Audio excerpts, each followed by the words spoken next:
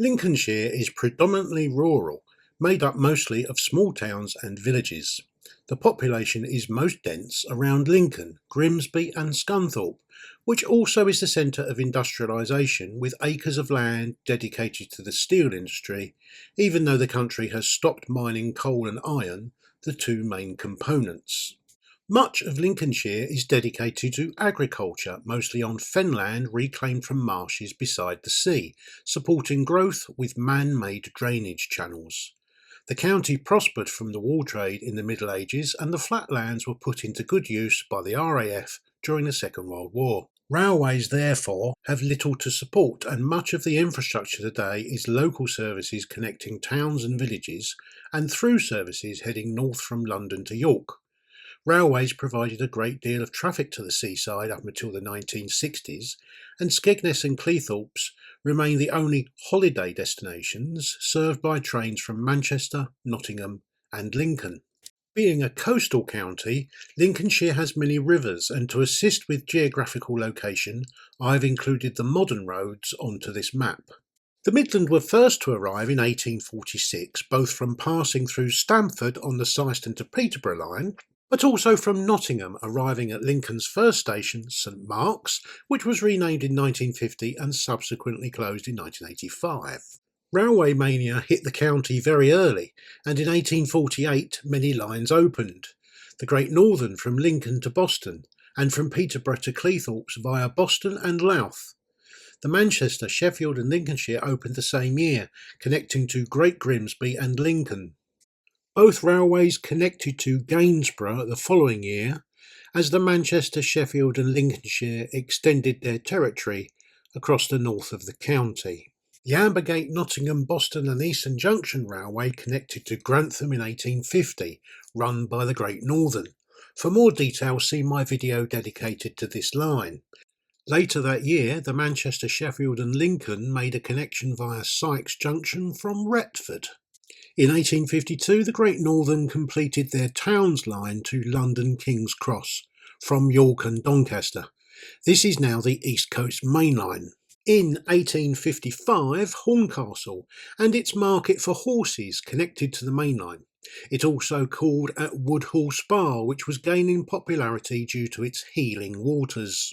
The fiercely independent line, the Stamford and Essendine Railway, opened in 1856.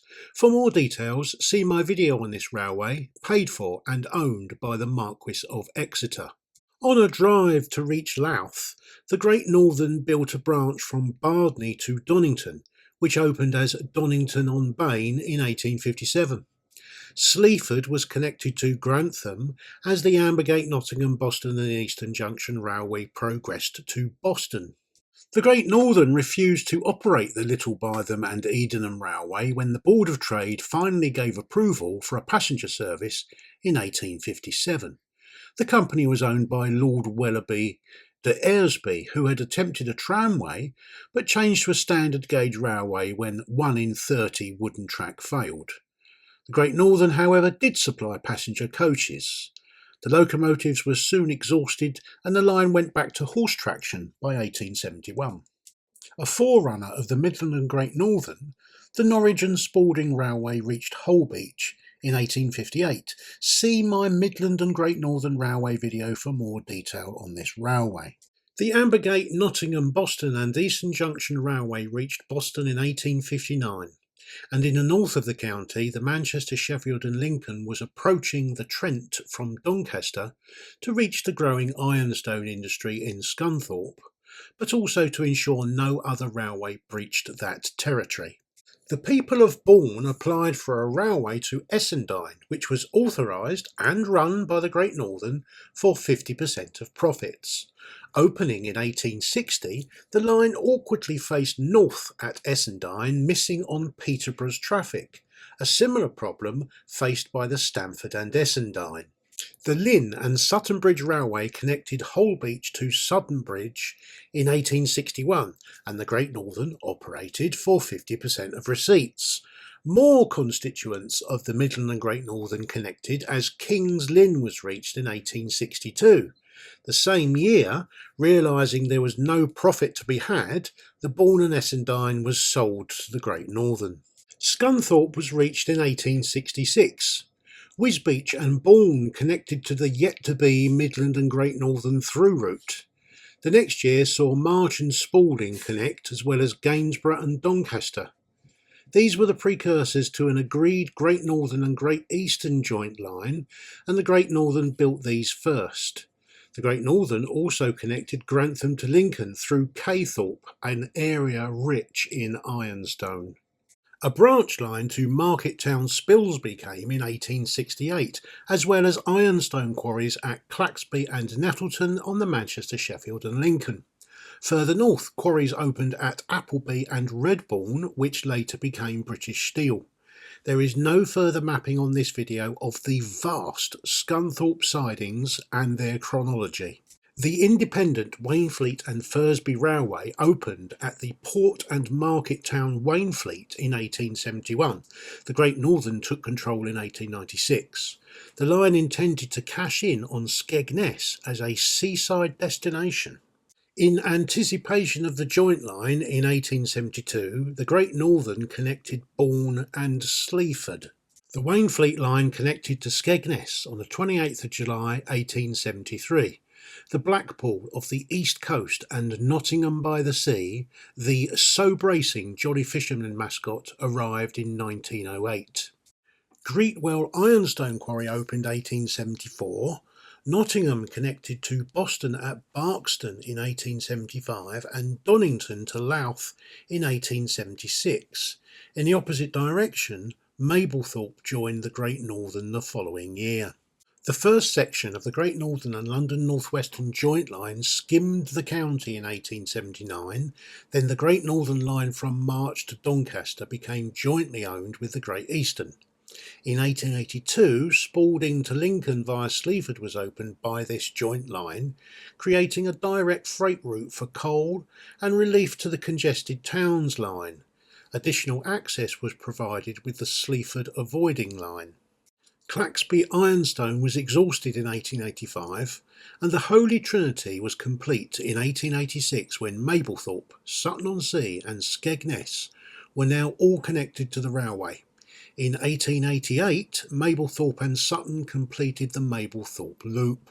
In 1894, the Midland and Great Northern formed after the Bourne and Spalding line reached Little Bytham and created a Midland-only spur to connect to Melton via Saxby. Carlton Scroop Ironstone Quarry opened. The Manchester, Sheffield and Lincoln connected via the Lancashire, Derbyshire and East Coast Railway through Tuxford in 1896, and Leadenham Ironstone Quarry opened. In March 1899, the Manchester, Sheffield and Lincoln renamed itself the Great Central Railway. For further detail on this subject, please see my Great Central Railway video. In 1900, a joint venture between the Lancashire and Yorkshire Railways and the North Eastern Railway named itself the Axholme Line. There had previously been a tramway here, and the Manchester, Sheffield and Lincoln later took it over. The railway had access to the peat on the moors, but traffic was low. Fullbeck East Quarry opened 1901, Freeston in 1902, with the Axholme extending to Fockerby. The Carlton Scroop was finished in 1904 and the Axholme extended further in 1905. In 1906, the Great Central blocked the Axholme Railway from accessing their territory by sponsoring the North Lindsey Light Railway. The southern section survives today, accessing a landfill site near Roxby, disposing of waste from Manchester. Hoddington Ironstone Quarry opened while Fullbeck East closed.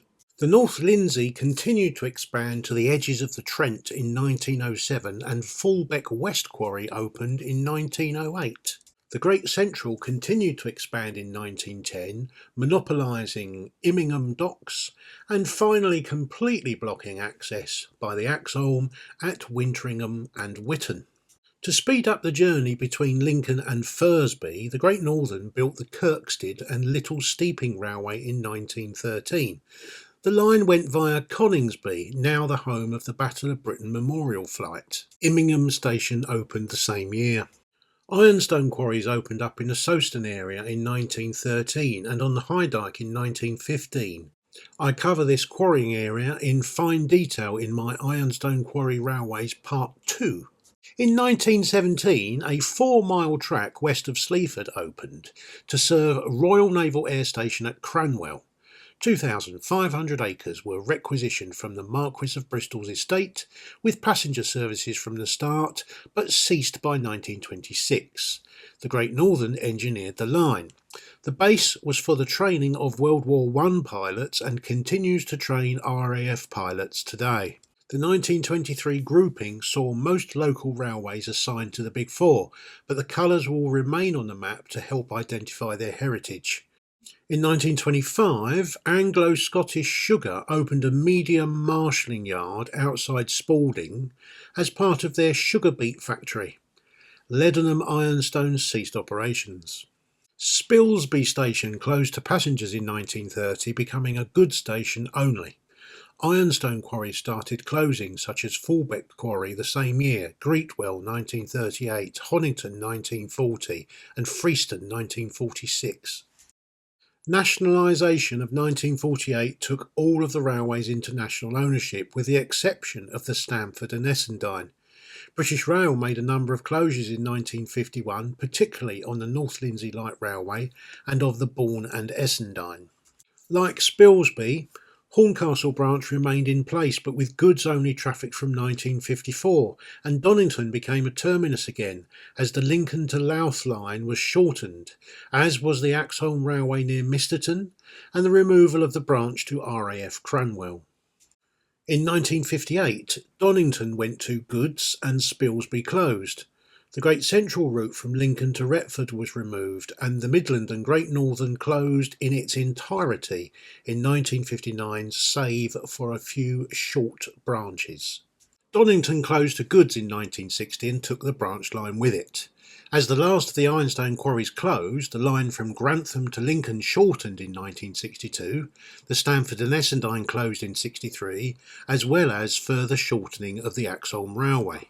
With the Woodhall to New Leek shortcut and the joint line route through Sleaford, the Boston to Woodhall route became obsolete and was closed in 1963.